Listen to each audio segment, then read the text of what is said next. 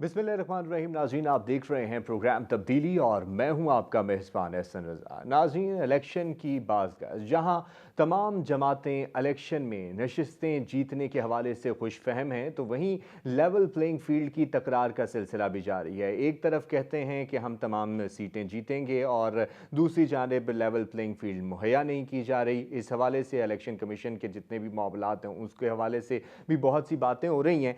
अगर राना सनाउल्लाह साहब के बयान को देखें, नून लीग के हवाले से बात करें, तो राना सनाउल्लाह साहब कहते हैं कि कौमी पंजाब से कौमी असम्बली के लिए 125 नशिस्तें तो हम ले ही लेंगे। नून लीग आने वाले जो इंतखाबात हैं, यानी कि 2024 के इंतखाबात, इसमें जीत के हवाले से इतनी खुशफहम क्यों है कि वो बहुत ज़्यादा सादा अक्सरियत से कामयाब होगी? इस हवाले से भी आज के प्रोग्राम में बात करेंगे। और क्या पंजाब में नून लीग को इतनी ही पजीराई है, और क्या तमाम सियासी जमातों को भी इतनी पजीराई है कि वो अपने अपनी जगह जहाँ जहाँ जहाँ से वो इंतखाबात लड़ने जा रहे हैं वहाँ से अवाम भी उन्हें इतना ही पसंद करते हैं, अवाम के मसाइल भी उन्होंने उसी तरीके से हल किए जिस तरह अवाम चाहते थे, और अब वो अवाम से ही उसी तरह तवक्को कर रहे हैं कि 2024 के इंतखाबात में उन्हें इंतखाबात जितवाएंगे? इस हवाले से भी आज के प्रोग्राम में बात करेंगे। और साथ ही अल अजीज़िया एवन फील्ड रेफरेंस की समात के हवाले से भी बात करेंगे, क्योंकि 21 नवंबर को इस हवाले से मामलात होने जा रहे हैं, समात होने जा रही है। और अगर मरियम औरंगज़ेब साहिबा के बयानात को देखा जाए तो उन्होंने कहा, जी अदालतें जो हैं, अदलिया खुद पर लगे हुए दाग और धब्बे जो है वो धो रही है। तो क्या दाग और धब्बे धोना इतना आसान है कि अब जिस तरह मामलात चल निकले हैं और इस तरह इंसाफ की फराहमी हो रही है और जिस तरीके से नून लीग के केसेस ख़त्म हो रहे हैं और बरीयत का सिलसिला चल निकला है, क्या ये वाकई ठीक है? क्योंकि बाकी जमातों को इसके ऊपर तशवीश है। और साथ अगर ये भी देखा जाए रवैया सियासतदानों का कि अगर जिस तरीके से इनको रिलीफ मिलना शुरू होता है तो अदालतें ठीक हो जाती हैं, जब ज़रा सा ही तनाव और बागें खींच ली जाती हैं तो अदलिया जो है वो बिल्कुल ठीक काम नहीं कर रही, इस तरह का रवैया देखने को मिलता है। तो ऐसा रवैया क्यों है और क्या ये सारे के सारे कानून की बालादस्ती चाहते हैं? दूसरी जानिब पाकिस्तान पीपल्स पार्टी के हवाले से भी बात करेंगे, क्योंकि आसिफ अली जरदारी साहब कहते हैं उन्हें इलेक्शन कमीशन पर मुकम्मल एतमाद है, शफाफ जानिबदार इलेक्शन होंगे। लेकिन अभी कुछ ही देर पहले बिलावल भुट्टो जरदारी साहब का बयान जो है वो मंजर आम पर आया। उन्होंने कहा कि अगर इलेक्शन के नताइज तय ही हैं तो इंतखाबात का कोई फ़ायदा नहीं है, ना इसको कराने की ज़रूरत है और ना ही हम मसाइल से निकल सकते हैं। तो इतना ज़्यादा तफावत क्यों है? किसकी अहमियत है पाकिस्तान पीपल्स पार्टी में, चेयरमैन की या को चेयरमैन की? इस हवाले से भी आज के प्रोग्राम में बात करेंगे। तो अपने मौजूद मेहमानों का आपसे जनाब तारुफ करा दूँ, तो जनाब अजीम चौधरी साहब हमारे साथ मौजूद हैं, सीनियर तज्जियाकार हैं। जनाब जावेद सिद्दीक साहब हमारे साथ मौजूद हैं, सीनियर तज्जियाकार हैं। और कुछ ही देर में जनाब पीजे मीर साहब भी हमें ज्वाइन कर लेंगे। अजीम चौधरी साहब, आपसे बात का आगाज़ करूंगा। सर, इलेक्शन करीब हैं और तमाम सियासी जमातें जो हैं वो जीत के लिए तैयार बैठी हुई हैं और सब की सब कह रही हैं कि हम जीतेंगे। लेकिन इन सब लोगों में से जो सबसे ज़्यादा जीत का मंजरनामा लिए बैठी है, हुकूमत बनाने के लिए तैयार बैठी है, वो नून लीग है। और राना सनाउल्लाह साहब का बयान भी आपने सुन लिया, 125 नशिस्तें लेने का। क्यों है नून लीग इतना खुश फहम, और राना साहब क्यों इतना खुश फहम है कि इतनी सादा अक्सरियत वो ले सकेंगे? बहुत शुक्रिया आपका। अगर कोई पॉलिटिकल पार्टी ये कहे कि हम इंतखाब नहीं जीतेंगे तो यकीनन लोग उनको वोट भी नहीं देंगे। हम्म। इसलिए ये कहना ज़रूरी होता है, एको है इस पे, अगर इसको ठीक कर लिया जाए। इसलिए ये कहना पॉलिटिकल पार्टी के लिए ज़रूरी होता है कि हम ही जीतेंगे। तमाम हम्म। पॉलिटिकल पार्टीज यही ज़बान इस्तेमाल करेंगी कि हम ही जीतेंगे, और जीत तो लोग तय करेंगे। हम्म। लेकिन हमारी ये बदनसीबी है कि पाकिस्तान में 11 दफ़ा कौमी असम्बली का इंतखाब हो चुका, और हर दफ़ा ये इलेक्शन से पहले पता होता था या पता होता है, और ये 12वां इलेक्शन आ रहा है कि कौन सी पार्टी जीतने की तवक्को रखती है और कौन सी पार्टी जीतेगी, कौन अपोजिशन में बैठेगा, किसको लेवल प्लेइंग फील्ड मिलेगी, किसके लिए चॉइस मुंतखब कर दी गई है और कौन बगैर चॉइस के मैदान में मौजूद है। ये हम्म। कोई नई बात नहीं है हमारे लिए। आप 70 से शुरू करके 2018 तक आ जाएं, पाकिस्तान के लोगों के पास लिमिटेड चॉइस होती है इंतखाब में वोट डालने के लिए। यहाँ ऐसा नहीं है कि पॉलिटिकल पार्टीज अपने मैनिफेस्टो की बुनियाद पर लोगों को तरगीब देकर आगे लेकर आए। हम्म। यहाँ स्लोगन्स होते हैं जो एक्सप्लॉइटेशन के लिए इस्तेमाल किए जाते हैं। आज भी पाकिस्तान की कोई पॉलिटिकल पार्टी मुझे अगले 10 साल तो क्या 5 साल का इकोनॉमिक प्रोग्राम नहीं दे सक रही, और अभी लोग ये कह रहे हैं कि हम अपना मैनिफेस्टो बनाएंगे। जाने कब मैनिफेस्टो बनाएंगे, कब लोगों के सामने आएगा। दो चार खूबसूरत नारे होंगे जिनके चक्कर में लोगों को असीर किया जाएगा और उसी के नतीजे में इंतखाब हो जाएगा। और पाकिस्तान में इंतखाबात के बाद ये कहा जाता है कि इंतखाब साफ सुथरे नहीं हुए, लेकिन ऐसा सिर्फ एक दफ़ा हुआ कि अपोजिशन ने कौमी असम्बली में और सूबाई असम्बलियों में जाने से इनकार कर दिया, जिसके नतीजे में एक तहरीक चली और फिर मार्शल लॉ लगा। तो वो भी तजर्बा अच्छा नहीं था। हम्म। पॉलिटिकल पार्टीज शोर ज़रूर मचाती हैं। पीपल्स पार्टी के उस ज़माने में जब उनके खिलाफ हुकूमत बनी, उन्होंने भी वाइट पेपर्स छापे थे। कोई ब्लैक पेपर छापता है, कोई वाइट पेपर छापता है, लेकिन पाकिस्तान की तमाम पॉलिटिकल पार्टीज इस हमाम में नंगी हैं। तमाम की तमाम सहूलतकारों की तरफ देखती हैं और सहूलतकार की जिसके बारे में जो राय होती है वो उससे पहले नज़र आ चुकी होती है। आज भी महसूस होता है कि कुछ लोग सहूलतकारों को देखने की ज़रा ज़रूरत से ज़्यादा कोशिश कर रहे हैं। अच्छा चौधरी साहब, ये भी फरमाइएगा, आपने कहा कि हर पार्टी जो है वो जीत की ही बात करेगी तो ही वो आगे बढ़ सकेगी, लेकिन मेरा सवाल इस तनाजुर में भी है, मैं आपसे जानना चाहूँगा कि तमाम जमातें जो हैं वो लेवल प्लेइंग फील्ड की बात कर रही हैं। पाकिस्तान पीपल्स पार्टी को भी एक तरफ रखें, दीगर जमातें भी लेवल प्लेइंग फील्ड के हवाले से बात कर रही हैं। अगर जमात इस्लामी के हवाले से भी आप बात कर लें, दीगर जमातों के हवाले से भी बात कर लें, लेकिन एक इस सारे सिनेरियो में हमें नून लीग वाहिद जमात मिलती है जिन्होंने अभी तक न लेवल प्लेइंग फील्ड की बात की है, बल्कि सिर्फ उन्होंने ये कहा है कि हम ही हैं। क्यों वो इतना यही मैदान कहेंगे, साफ नजर आ रहा है उन्हें? वो यही कहेंगे, उनको यही कहना चाहिए। लेकिन जब अदालत इस्लामाबाद के एयरपोर्ट पे पहुंच जाए, जब इस तरह जमानत हो, जब इस तरह मुकदमात के फैसले हों, जब इस तरह सहूलतकारी की जाए, जब पॉलिटिकल मीटिंग गवर्नर हाउस में हो, जब चीफ मिनिस्टर्स उनसे मुलाकातें जाके करें, तो फिर लेवल प्लेइंग फील्ड की क्या बात करूं। हम्म। 177-78 political parties Pakistan election commission के पास रजिस्टर्ड हैं। तमाम की तमाम एक ही रोना रोना चाहती हैं, माँ मुस्लिम लीग नून के। तो क्या तसव्वुर करूं, क्या ख्याल करूं, क्या गुमान में लाऊं कि नून लीग कहाँ खुश है और क्यों खुश है। वो जो बात करते थे कि जो हमारे साथ 18 में हुआ वही होगा, तो फिर हमारे लिए लेवल प्लेइंग फील्ड होगी। हम्म। तो ऐसा होता नजर आ रहा है कि वही कुछ जो उनके साथ था वो होगा। उस जमाने में वो अंदर थे, अब कोई और अंदर है। हम्म। सही, ये आपके इस पॉइंट की तरफ मैं आता हूं। जनाब जावेद सिद्दीक साहब भी हमारे साथ मौजूद हैं। जावेद सिद्दीक साहब, आपने चौधरी साहब की गुफ्तगू सुनी, ये फरमाइएगा कि इलेक्शन के हवाले से जिस तरह से चौधरी साहब ने कहा कि तमाम जमातें खुश फहम होती हैं और उन्हें होना भी चाहिए, बिल्कुल होना चाहिए, इसीलिए वो जीतेंगी। सर ये फरमाइए कि क्या पंजाब के अवाम भी नून लीग को इलेक्शन में जीतता हुआ देखना चाहते हैं? क्या इतनी ही पजीराई है पंजाब के अवाम में भी? अगर नवाज शरीफ साहब की आमद को हम देखें और फिर वहां पर होने वाला जलसा देखें तो उससे आपको क्या लगता है? देखिए, रवायती तौर पर तो पंजाब जो है हमेशा से मुस्लिम लीग नून का गढ़ रहा है हम्म। और उसकी अक्सरियत जो है पंजाब से ही होती रही है और फिर दूसरे सूबों में मसलन KPK में और सिंध या बलूचिस्तान में उनके साथ दूसरी जमातों का अलायंस होता था तो वो हुकूमतें बनाती रही हैं। लेकिन मैं समझता हूँ कि उनकी ये खुशफहमी इस बुनियाद पे है जो नज़र आ रहा है, जो तासुर है कि उनको जो मुक़तदरा है उसकी हमायत हासिल है और उनको कोई ना कोई यकीन दहानी कराई गई है कि आपके रास्ते में कोई रुकावटें नहीं होंगी और आप इलेक्शन जीत सकते हैं। आपके लिए ऐसा मैदान सजाया जा रहा है कि उसमें आप बासानी जीत जाएंगे। हम्म। तो माफ़ कीजिए, तो मसला ये है कि अभी तक हमने कुछ सीखा नहीं है। हम्म। हमने जो इलेक्शंस करवाए 1970 से लेके अब तक कोई एक इलेक्शन भी ऐसा नहीं है जो फेयर एंड फ्री और ट्रांसपेरेंट हो जिस तरह के कॉन्स्टिट्यूशन में लिखा हुआ है। और हमेशा इलेक्शन जो है उनमें कोई ना कोई इंजीनियरिंग होती रही है और उस इंजीनियरिंग के नतीजे में हुकूमतें बनती रही हैं। इन हुकूमतों को उनकी अपोजिशंस चैलेंज भी करती रही है। मिसाल के तौर पे 77 की यहाँ बात हुई, भुट्टो साहब की गवर्नमेंट जो थी उसने इलेक्शंस रिग किए तो मुल्क गीर सतह की एक तहरीक चली और उसके नतीजे में भुट्टो साहब की हुकूमत ख़त्म हुई। उनको कत्ल के मुकदमे में गिरफ्तार कर लिया गया और वो फांसी चढ़ गए।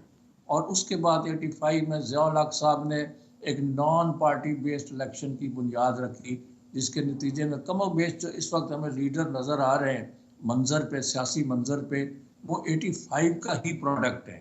उसी वक्त ये लोग सामने आए थे और अब तक वो हैं। उस वक्त के जो कदावर लीडर थे उन्होंने बायकॉट कर दिया था। एबटाबाद में असगर खान की घर पर एक मीटिंग हुई थी 85 में, और उसमें जो सफ़े अव्वल के लीडर थे उनमें से एक भी असेंबली में नहीं आया, और उसके खिलाफ वो इन लोगों ने पुल कर लिया जो अब हमें नजर आते हैं। तो हमने इंजीनियरिंग के साथ, सियासी इंजीनियरिंग के साथ ये जोड़ तोड़ या पस मंज़र में बैठे हुए कुछ किरदार जो हैं जिस तरह का वो रोल प्ले कर रहे हैं, उसके साथ हमने एक समझौता कर लिया है तमाम जमातों।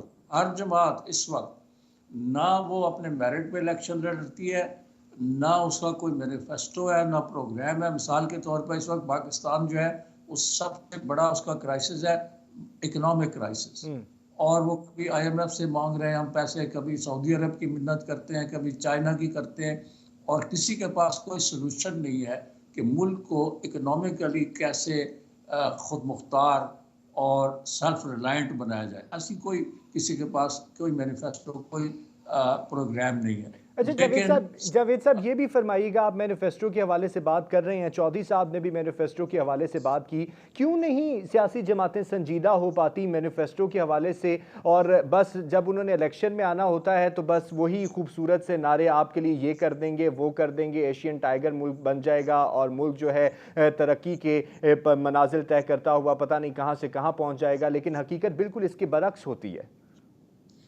बिल्कुल बरक्स होती है। सारी सियासी जमातें उस तरफ देख रही होती हैं जहाँ पे उनको यकीन होता है कि अगर ये कुव्वत यानी एस्टेब्लिशमेंट हमारे साथ मिल जाए तो हम इलेक्शन जीत जाएंगे, और उनका वाहिद ऑब्जेक्टिव होता है कि हम इक़्तिदार में आए। और इस वक्त अनफॉर्चुनेटली पाकिस्तान में सियासत और कारोबार, सियासत और पैसा इकट्ठे हो चुके हैं। यानी ये कि तजारती मफादात और सियासी मफादात एक जगह पर एक पेज पे हैं, इसलिए लोग बहुत डेस्परेट हैं। सियासी जमातों के लीडर इतने डेस्परेट हैं कि वो हर सूरत में इक़्तिदार में आना चाहते हैं। अगर ऐसा ना हो और आपको सिर्फ खिदमत करनी पड़े, आप मुल्क को दुरुस्त करना चाहें, इसकी इकानमी को रीबिल्ड करें, इसकी तामीर नो करें, तो 5 साल में तमाम सियासी लीडर जो थक जाएंगे और वो कभी नहीं चाहेंगे कि वो मुसलसल 15 साल या 20 साल इक़्तिदार में रहें। इक़्तिदार में रहने के लिए जो ख्वाहिशें मचल रही हैं उसके पीछे कई मुहर्रिकात हैं, सिर्फ सियासी मुहर्रिकात नहीं होते। एक तो ये बात है। दूसरी बात यह है कि जैसे मैं पहले अर्ज कर चुका हूँ कि सियासी जमातों की लीडरशिप जो है वो ज़हनी तौर पर इस बात के लिए तैयार है कि उन्हें कोई पीछे से उनकी डोरें हिलाए और उनको कहे, बकअप करे कि शाबाश आप मैदान में उतरें, हम आपके साथ हैं, आप ही इक़्तिदार में आएंगे। तो इस वक्त जो नून लीग की जो पॉलिसी है वो यही लगती है, वो ये तासुर दे रहे हैं कि जनाब हमारे पीछे जो है पाकिस्तान की मुक़्तदरा है और हम यकीनन इलेक्शन जीतेंगे। जैसे सनाउल्लाह साहब का आपने बयान अभी इसको कोट किया है कि हमें 125 सीटें पंजाब से लेंगे, जबकि पंजाब में एक तासुर ये है कि शायद मुस्लिम लीग नून उतनी पॉपुलर नहीं है जितनी वो 2016 से पहले थी। लेकिन वो समझते हैं कि हमारे मुकदमात भी ख़त्म हो जाएंगे, नैब भी जो है हमें बरी करता जाएगा, और कल जो यहाँ पे हियरिंग होने वाली है उसके बारे में ये बहुत ही पुरुम्मीद है कि उन्हें यहाँ से रिलीफ मिल जाएगा। तो जब इस तरह की सूरत हाल हो तो अदालती रिलीफ मिलना शुरू हो जाते हैं, कैंडिडेट्स की जोग दर जोग शमूलियत और इलेक्टेबल्स और दूसरे लोग इन पार्टियों में शामिल हो जाते हैं, जिसको वो देखते हैं कि इसकी राह हमवार है इक़्तिदार में आने तक। तो जो रियल इलेक्शंस हैं जहाँ सियासी जमातों को बहुत पहले से तैयारियां करनी पड़ती हैं, एक मैनिफेस्टो देना पड़ता है और एक प्रोग्राम देना पड़ता है, और लोग प्रोग्रामों को वोट देते हैं। दुनिया भर में जो जमहूरियत है और डेमोक्रेटिक सिस्टम है उसमें लोग प्रोग्रामों को और लीडरशिप को और उसके ट्रैक रिकॉर्ड को देखते हुए वोट देते हैं। लेकिन यहाँ तो और बात है, यहाँ तो निराली बातें हैं ना। यहाँ तो पाकिस्तान में हमने और तरह की प्रेसिडेंट सेट किए हुए सही हैं सही जावेद कि सदीक साहब, मुझे ब्रेक का कहा जा रहा है, माजरत के साथ वापस आते हैं, मजीद गुफ्तगू का सिलसिला इसी पॉइंट पर जारी रहेगा। नाज़रीन ब्रेक पर जा रहे हैं, हमारे साथ रहिएगा। वेलकम बैक जी नाज़रीन, इलेक्शन को और इंतखाबात के हवाले से जितने भी मामलात चल रहे हैं, गुफ्तगू का सिलसिला जारी है। मौजूद मेहमान हमारे साथ मौजूद हैं और जनाब पीजे मीर साहब ने भी हमें ज्वाइन कर लिया है। बहुत शुक्रिया पीजे मीर साहब, आपसे ही गुफ्तगू का आगाज़ करता हूँ दोबारा से। सर, इलेक्शन के हवाले से जितनी जहाँ पर जमातें खुश फहम हैं और नून लीग जो है वो बहुत ज़्यादा खुश फहमी का इजहार कर रही है कि वो आने वाले इंतखाबात में अक्सरियत से जीतेगी और फिर हुकूमत भी बनाएगी, इक़्तिदार में भी आएगी, लेकिन आप क्या समझते हैं कि आवाम में भी इतनी ही पजीराई इन्हें हासिल है या फिर जितनी भी हमारी सियासी जमातें हैं वो अवाम में अपनी साख खोती जा रही हैं? देखिए, ये जो भी जमात कहती है हम जीतेंगे, ये उनका हक है, बिल्कुल कहें जीतेंगे। ये तो उस वक्त पता चलेगा जो भी जमात है, नून, पीपल्स पार्टी, पीटीआई या एनीबडी, ये तो इलेक्शन के बाद जब रिजल्ट आएगा फिर आपको पता चलेगा कि किसने जीता है, कौन जीतेगा। मैच खेलने से पहले सब कहते हैं हम जीतेंगे, लेकिन रिजल्ट बाद और निकलता है। तो ये एक कहने की बात है, लेकिन अच्छी बात है, सब कहेंगे हम भी जीतेंगे, पीपल्स पार्टी भी कह रही है। तो at the end of the day हमने देखा, जो आपने सवाल किया है कि इसका एक्चुअली वो कहते हैं ना रोल डाउन इफेक्ट क्या है। पंजाब के अंदर दो वजह, जो पीटीआई है उसकी जो सपोर्ट है, फॉलोइंग जो है, क्या वो कन्वर्ट हो जाएगी एक्सपोर्ट के अंदर, ये हमने देखना है। बाकी तो PMLN का बहुत बड़ा गढ़ है यहाँ, लेकिन वो गढ़ को हिला दिया गया था पीटीआई ने। क्या उसको दोबारा रीमेंटेन कर लेंगे, नहीं करेंगे, ये अब आप वक्त बताएगा। लेकिन जो मार्केट ट्रेंड है, मेरा ख्याल है पीटीआई का इस वक्त पंजाब में एक जो मैच होगा PMLN के साथ और उनका इनके साथ। सही पीजे मीर साहब, इस सारी सूरत हाल में अगर नून लीग को देखा जाए तो वो इत्तेहाद की जानिब जा रही हैं, दीगर जमातों के साथ इत्तेहाद कर रही हैं। अगर सिंध में देखा जाए तो MQM से हो गया, बलूचिस्तान भी वो पहुंच गए, तो पंजाब में क्या काफ लीग के साथ उनके मामलात और इस्तेकाम पाकिस्तान पार्टी के साथ मामलात सेटल डाउन होते हुए आपको दिखाई देते हैं?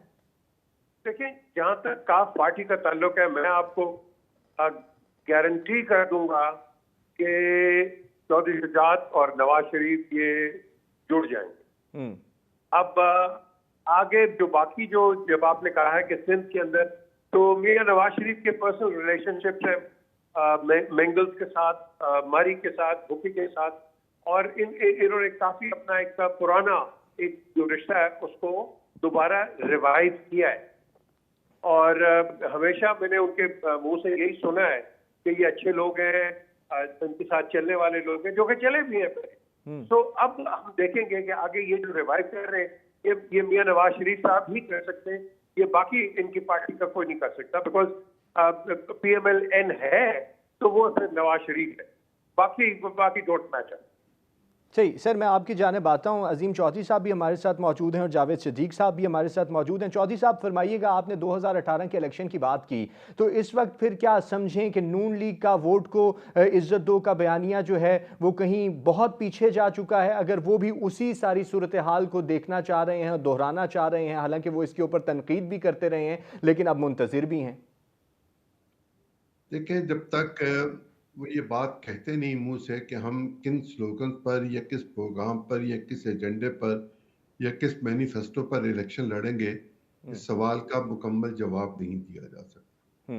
पाकिस्तान में क्या कोई सियासी जमात ऐसी है जो पानी के मसले पर गुफ्तगू कर रही हो आजकल, जो रोजगार के मामलात पे गुफ्तगू कर रही हो, जो माहौल के हवाले से गुफ्तगू कर रही हो, जो बिजली की कमी और सस्ती बिजली की बात कर रही हो, जो सनत के जवाल को ख़त्म करने की बात कर रही हो, जो मईशत को संभालने की बात कर रही हो, जो ज़राअत पे खुद कफालत के लिए प्रोग्राम लेकर आ रही हो, जो नहरी निज़ाम को बेहतर करने की बात कर रही हो, इस तरह के जो मामलात हैं, इस पर तो किसी पॉलिटिकल पार्टी ने अब तक लपकुशाई नहीं की। और सबको जो काम है और जो इस वक्त गुफ्तगू कर रहे हैं वो ये है कि अगली हुकूमत मैं बनाऊंगा या एहसन बनाएगा, एहसन नहीं बनाएगा तो मैं बनाऊंगा, मैं नहीं बनाऊंगा तो एहसन बनाएगा, और अगर कोई नहीं बनाएगा तो पीजे मीर साहब या जावेद सिद्दीक साहब बनाएंगे। इसके अलावा कोई गुफ्तगू हमें सुनने को मिली नहीं है। आज वो जमाना नहीं है, अब मीडिया बहुत स्ट्रांग है और बहुत दूर दूर तक इसकी आवाज जाती है, लोगों के अंदर इसकी बात सुनी जाती है, समझी जाती है, देखी जाती है। जो लोग टीवी पर आके गुफ्तगू करते हैं, जिस तरह आप लोग उनसे सवाल करते हैं, आप भी बाल की खाल उतारते हैं, हम्म। जिसके नतीजे में लोगों में शऊर और आगाही जो है वो बहुत ज्यादा है। हम्म। लोग बेवकूफ नहीं है, लोग हम्म। समझते हैं कि उनके साथ कौन क्या खिलवाड़ करना चाहता है। पाकिस्तान के लोग इस दफा शायद बेहतर फैसला करेंगे और उनकी चॉइस इस वक्त जो लिमिटेड है, मुमकिन है वो थोड़ी वसी हो जाए। सही, ये तो वक्त बताएगा सर। जावेद सिद्दीक साहब, आपसे जानना चाहूँगा, आपने जिस तरह सियासतदानों के रवैये के हवाले से बात की, क्योंकि चौधरी साहब ने भी मैनिफेस्टो के हवाले से बात की, आपने भी मैनिफेस्टो के हवाले से, लेकिन आपने जाते जाते ब्रेक से पहले सियासतदानों के रवैयों के, इशारों की तरफ के हवाले से बात की। तो क्यों है सियासतदानों का रवैया ऐसा? क्योंकि फिर इसे हम सियासतदानों की कमज़ोरी ही गर्दाने कि वो अपनी मकबूलियत के ऊपर इन्हिसार करने के बजाय इशारों पर इन्हिसार करते हैं। उसकी वजह यह है कि माफ कीजिए कि सियासी जमातें जो सही मानों में सियासी जमातें होती हैं, जिनका सपोर्ट बेस बहुत बड़ा होता है और उनके अंदर सोचने वाले रखने वाले लोग होते हैं और उनके पास थिंक टैंक्स होते हैं और वो पार्टी के मैनिफेस्टोज को डिज़ाइन करते हैं और उनको इदराक होता है कि पाकिस्तान या मुल्क कोई भी हो वो किस हालत में है और किस तरह का स्लोगन, किस तरह का प्रोग्राम जो है अवाम में पजीराई हासिल करेगा। भुट्टो साहब ने 1970 में रोटी, कपड़ा और मकान का नारा लगाया था। उस वक्त पाकिस्तान जो है वो गुर्बत का शिकार था और रोटी, कपड़ा और मकान का नारा एक तरह से अट्रैक्ट कर रहा था, लोगों को अपनी तरफ राग़िब कर रहा था। तो उनको इसमें कामयाबी मिली, अगरचे वो मुतनाज़ा भी था। उनके जो मुखालिफ सियासी जमातें थी वो कहती थी कि ये सोशलिस्ट प्रोग्राम है जो पाकिस्तान की आइडियालॉजी से मुतसादम है, लेकिन उन्होंने उस प्रोग्राम पे वोट हासिल कर लिए। तो उनके यहाँ एक सोच और फिक्र थी और उन्होंने मैनिफेस्टो जो है वो बनाया और उसको अवाम में लॉन्च किया। उसके बाद जो जमातें इलेक्शंस हमने देखे उनमें चंद हफ्ते पहले बैठ के बातें की जाती हैं, लेकिन अब जो हालात हुए हैं पिछले 30-40 साल के अंदर, इतना बुरा हाल है हमारी मईशत का। दुनिया भर के माहिरीन हमें कहते हैं कि आप इस तरह के रिफॉर्म्स करें, आप ये स्ट्रक्चरल रिफॉर्म्स लेके आए, आप पावर सेक्टर को, बिजली और गैस के सेक्टर को बेहतर करें और आप सस्ती तवानाई पैदा करें ताकि आपकी एक्सपोर्ट्स या मैन्युफैक्चरिंग सेक्टर जो है वो दुनिया में कॉम्पिटिटिव हो सके। ये सब बातें दुनिया में बता रही है। IMF वाले हमें यहाँ बैठ के सबक देते हैं लेकिन हम सीख नहीं रहे और हमारा एक सतही सियासतदानों का बड़ा सतही किस्म का नुक्ता नज़र है, सतही सोच है और वो इन डेप्थ इन चीज़ों में नहीं जाते और उसके अलावा उनके पास ऐसे कैपेबल या ऐसे लोग जो है माहिरीन का कोई गिरोह या ग्रुप नहीं है जो उनको ये इस तरह की मैनिफेस्टो या इस तरह का प्रोग्राम तैयार करके, तो एक नारों के ऊपर खुशनुमा नारे जो हैं वो लिख दिए जाते हैं कि हम ये करेंगे, हम सब्ज़ इनकलाब लेके आएंगे, तवानाई जो है हम इतने 100 यूनिट तक फ्री कर देंगे, जो कि इम्प्लीमेंटेबल नहीं है। तो ये नारों के ज़रिए इलेक्शन जीतते हैं और जब जीत के आ जाते हैं तो वो नहीं कर पाते, फ्रस्ट्रेशन और बढ़ती है। तो सबसे बड़ी बात यह है कि हमारी सियासी जमातों को रियल सेंस में सियासी जमातें बनना होगा, अपने अंदर इलेक्शंस कराने होंगे। इलेक्शन के ज़रिए जो लोग इलेक्ट होकर पार्टियों को हेड करते हैं वो बड़े मेहनत के साथ आगे जाते हैं, मुल्क को भी लेके जाते हैं, पार्टी को भी बनाते हैं और माहिरीन को शामिल किया जाए, एक्सपर्ट्स को शामिल किया जाए जो कि पार्टी के प्रोग्रामों को एक सिमत दें और ऐसा रियलिस्टिक प्रोग्राम पेश करें कि जिसके नतीजे में पाकिस्तान के मसाइल हल हो सकें। सही। पीजे मीर साहब, आपने जावेद सिद्दीक साहब की गुफ्तगू भी सुनी, चौधरी साहब की गुफ्तगू भी सुनी। सवाल मेरा यही है, क्यों सियासतदान जो हैं सिर्फ बयानात तक मफकूद हैं और वो बयानात ही हैं कि उनको लेकर वो समझते हैं कि इन बयानात से हम अपने सियासी सिर्फ छोटे छोटे नारे लगाकर, जिनको वो बहुत बड़ा नारा समझते हैं, जीत जाएंगे और अवामी मसाइल आज तक वो हल नहीं कर पाए। तो इनके पास और चीज़ क्या है? देखिए ना, जो अजीम चौधरी साहब ने बात की है, बड़ी अहम बात की है, इम्पोर्टेंट बात है कि कोई पानी की बात कर रहा है, कोई एनवायरनमेंट की बात कर रहा है, कोई प्रिजर्वेशन की बात कर रहा है, आपके गंदे से गंदे नाले वो आपकी फसलों में जाके आप और उनको कंटामिनेट कर रहे हैं। इसमें किसी ने कोई बात की है? एग्रीकल्चर पे कोई बात हुई है? देखिए, ये सारे होते हैं ये पॉलिटिकल लॉलीपॉप्स, वो सब देंगे आपको, हम ये कर देंगे वो कर देंगे, but these are temporary thing. आपने लॉन्ग टर्म पे जाना है।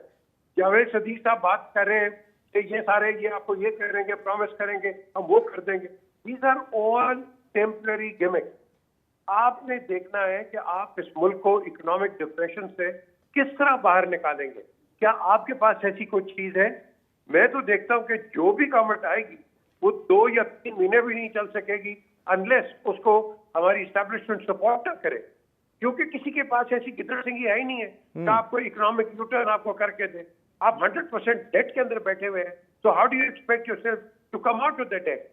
कभी पेट्रोल हम कम कर रहे हैं, कभी ज्यादा कर रहे हैं। These are little, वो कहते हैं ना पॉलिटिकल ये गिमिक्री है, लॉलीपॉप्स है। हाँ जी, गवर्नमेंट कोशिश कर रही है, अभी आप देखेंगे आगे पेट्रोल बढ़ जाएगा, वर्ल्ड प्राइसेस बढ़ गई हैं, बढ़ेगा, फिर गवर्नमेंट के ऊपर ये जो केयर टेकर इन पर आपके तनकीद आएगी।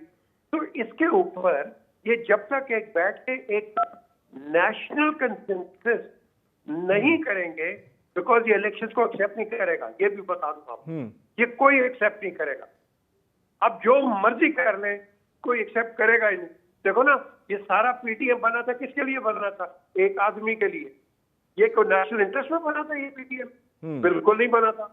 आज ये पीटीएम खत्म हुआ है, आपकी पुरानी पॉलिटिकल राइवलरी दोबारा शुरू होगी। तो basically everybody wants to get into the corridors of power, लेकिन कॉरिडोर्स ऑफ पावर में आप करेंगे क्या? आप डिलीवर क्या देंगे? हमने तो इस चीज को देखना है। भाई जो मर्जी आए करे, लेकिन आप अवाम को कैसे वो एक रिलीफ देंगे, जो कि आज अवाम तकलीफ में है, तो तकलीफ को रिलीफ में कैसे कन्वर्ट करेंगे आप? हमें तो ये सोल्यूशन चाहिए ना जी। सही। अगर आप दे दें वेल डन, जो मर्जी आ जाए। सही, यानी कि अवामी मसाइल को हल करने के लिए कौमी कंसेंसस की बहुत ज़्यादा ज़रूरत है। पीछे मीर साहब माजरत के साथ ब्रेक का कहा जा रहा है। नाज़रीन ब्रेक पर जा रहे हैं, वापस आते हैं, हमारे साथ रहिएगा। वेलकम बैक नाज़रीन। 2024 के इंतखाबात और इसी हवाले से गुफ्तगू का सिलसिला जारी है और मैनिफेस्टो किसी जमात के पास नहीं है, अवामी मसाइल पर कोई गुफ्तगू नहीं कर रहा, एक दूसरे के ऊपर इल्ज़ामात दर इल्ज़ामात लगाए जा रहे हैं और कोई किसी की 16 माह की कारकर्दगी को डिस्कस कर रहा है, तो कोई अपने माजी के जितनी भी हुकूमत में कारकर्दगियाँ दिखाई गई और मुल्क जो तरक्की की राहों पर गामजन था उसके हवाले दे रहा है। इसी हवाले से हम भी गुफ्तगू कर रहे हैं। चौधरी साहब फरमाइएगा, जिस तरह आपने मैनिफेस्टो के हवाले से भी बात की, जरा पाकिस्तान पीपल्स पार्टी के हवाले से भी बात कर लेते हैं। लेवल प्लेइंग फील्ड की बात वो बहुत शद्दुमत से करते हैं। दूसरी जानिब आसिफ अली जरदारी साहब कहते हैं कि इंतखाबात बिल्कुल शफाफ होंगे और मुझे इलेक्शन कमीशन पर पूरा एतमाद है। उनका ये बयान और एतमाद करना क्या जाहिर करता है? और दूसरी जानिब ये भी फरमाइएगा कि बिलावल भुट्टो जरदारी साहब का अभी कुछ ही देर पहले का जो बयान है वो सामने है कि वो कहते हैं कि जी इंतखाब का कोई फ़ायदा नहीं क्योंकि नताइज पहले से तय हैं। क्यों इतना इनको भी लगता है ऐसा? कि इसका सही जवाब तो बाप बेटा ही दे सकते हैं, हम तो सिर्फ एनालिसिस कर सकते हैं। मैंने बिलावल भुट्टो की वो तकरीर सुनी थी जो उन्होंने कौमी असेंबली के इख्तितामी इजलास पे की थी जी।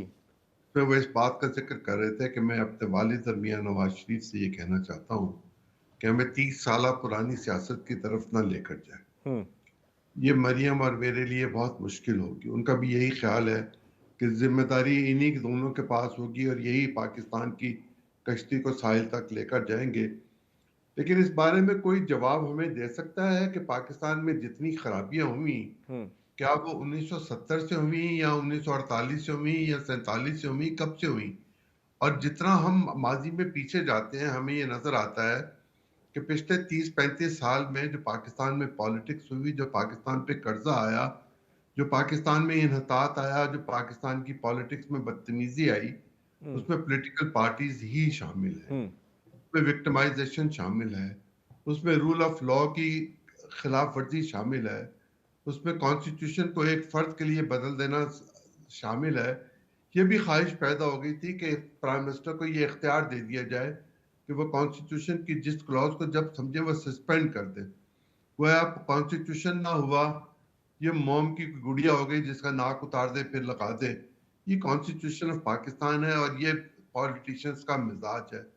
पाकिस्तान के पॉलिटिशियंस को एक दफा बैठ के ये सोच लेना चाहिए कि ये उनके लिए आखिरी चांस है, हर सूरत आखिरी चांस है।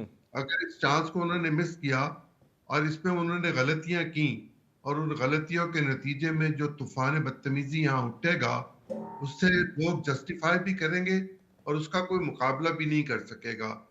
इनकलाब आने के लिए जो चीजें चाहिए होती हैं, मैं उस खूनी इनकलाब की बात नहीं कर रहा, लेकिन एक इनकलाब नौजवानों का भी बर्पा हो सकता है। उन्होंने इस मुल्क में एक बहुत बड़ी कुव्वत के तौर पर अपना फैसला देना है और लोगों की ख्वाहिशात के मुताबिक या नौजवानों की ख्वाहिशात के मुताबिक उन्हें इज्जत नफ्स भी चाहिए, उन्हें रोज़गार भी चाहिए, उन्हें तालीम भी चाहिए, उन्हें सेहत भी चाहिए, उन्हें शेल्टर भी चाहिए। अगर पॉलिटिकल पार्टीज जर्नलिस्टों से अपने मैनिफेस्टोज लिखवाने शुरू कर देंगी तो फिर उनका अल्लाह ही हाफिज है।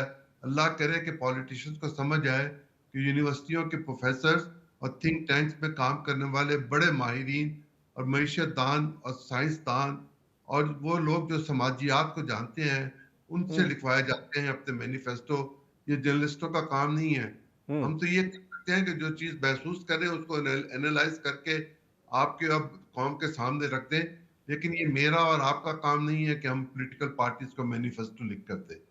सही। जावेद सिद्दीक साहब, आप भी फरमाइएगा, दिन ब दिन पाकिस्तान पीपल्स पार्टी के जो ताने हैं, बयानात हैं, वो बहुत ज़्यादा शदीद होते चले जा रहे हैं। 16 माह की कारकर्दगी बार बार बिलावल भुट्टो जरदारी साहब याद दिला रहे हैं। आसिफ अली जरदारी साहब का लहजा रवैया नरम है, लेकिन अगर देखा जाए तो इस सारी सूरत हाल में नून लीग का रवैया भी बहुत ज़्यादा नरम है और वो इन बयानात पर और बिलावल भुट्टो साहब की जो नून लीग को लेकर बातें हैं उस पर कोई रद्द अमल नहीं दे रहे। तो पीछे कोई मामलात हैं इस तरह के आपको नज़र आते हैं? मेरा ख्याल है वो पूरे एतमाद है कि इलेक्शन में वो कामयाब वही होंगे और वो नून पीपल्स पार्टी के जरदारी साहब और उनके फर्जंद की जो बातें हैं, जो बयानात हैं, उनको वो कहते हैं कि ये इलेक्शनियरिंग यानी इंतखाबी एक किस्म की मुहिम का हिस्सा है कि आपके पास कहने के लिए होता है। आप अपने राइवल पर कोई इल्ज़ाम लगाते हैं, कोई ना कोई आप ऐसी बात करते हैं जिसको ताकि लोग आप तरफ मुतवज्जो हों और आपको वोट दें। तो ये एक पॉलिटिकल राइवलरी का इजहार है, वो ये समझते हैं। लेकिन चूंकि बिलावल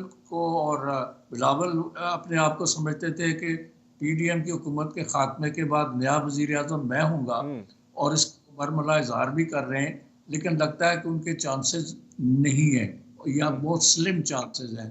इसलिए वो थोड़े से परेशान भी हैं और इसके अलावा मायूस भी हैं। तो ये मायूसी की अलामत है और इसके अलावा उनको पता है कि पीपल्स पार्टी का जो वोट बैंक था किसी ज़माने में, आज से 15, 20, 25 साल पहले, वो बहुत सुकड़ गया है। सिंध सुकड़ रहा है, पंजाब में तो खैर उनको बहुत बड़ा सेटबैक हुआ है।